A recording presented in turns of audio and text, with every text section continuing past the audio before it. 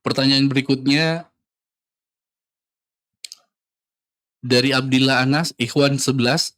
Afwan Ustadz, di kantor Ana menyelenggarakan ibadah kurban. Namun, hewan sembelihannya berasal dari sumbangan perusahaan, bukan dari gabungan dari para karyawan. Pertanyaannya, apakah hal seperti itu dibolehkan dalam syariat? Lalu terkait hukum, berkaitan larangan-larangan selama 10 hari awal bulan Dzulhijjah, kepada siapakah itu ditujukan?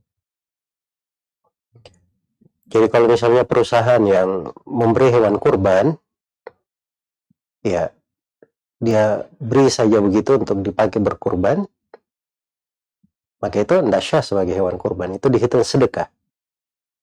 Tapi kalau mau sebagai hewan kurban yang syah, caranya perusahaan melihat kepada karyawannya.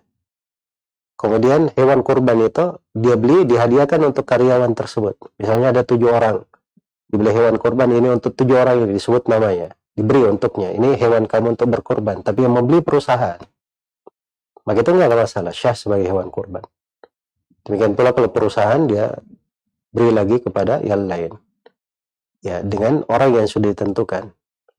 Nah ini datang dari Nabi Shallallahu Alaihi Wasallam sebagai kepala negara, beliau membawa banyak dari hewan kurban dan beliau berikan kepada sahabat yang tidak punya hewan kurban untuk mereka berkurban. Jadi arahannya itu bukan perusahaan langsung yang menyembelih, ya sebagaimana Nabi bukan beliau langsung yang menyembelih untuk diri beliau atau sebagai pemerintah menyembelih, tapi beliau berikan dulu kepada orang yang akan berkorban. Jadi pihak yang berkorbannya inilah yang menyembelih, baru syah sebagai hewan kurban. Adapun terkait dengan larangan, itu terkait dengan orang yang berkorban. Jadi kalau seperti di kasus tadi, perusahaan sudah berikan kepada 7 orang misalnya seekor sapi, maka 7 orang ini yang disebut di situ, itu masuk di dalam larangan. Tidak boleh memotong kuku, mencukur rambut, dan yang semisal dengannya. Semoga Allah memberi taufik kepada semuanya. Baik, jazakallahu khairan wa barakallahu fiik.